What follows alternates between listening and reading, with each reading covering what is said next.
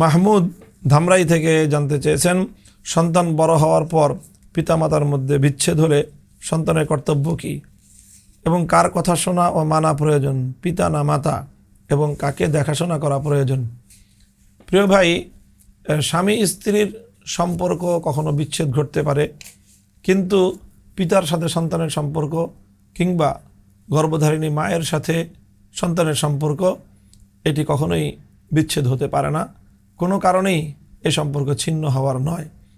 সুতরাং যিনি সন্তান থাকবেন তিনি তার জন্মদাতা পিতার প্রতি যেমন তাকে দায়িত্ব এবং কর্তব্য পালন করতে হবে, গর্ভধারিণী মায়ের প্রতিও তাকে দায়িত্ব এবং কর্তব্য পালন করতে হবে। ইসলামী শরিয়া সন্তানের উপর পিতা এবং মাতার যেই দায়িত্ব এবং কর্তব্য বর্তে দিয়েছে, একজন সন্তানকে পিতা এবং মাতা উভয়ের প্রতি সেই কোরআন সুন্নাহ নির্দেশিত দায়িত্ব এবং কর্তব্য তাকে পালন করতে হবে। পিতামাতা পরস্পরের মধ্যে তাদের সম্পর্ক যেমনই হোক না কেন,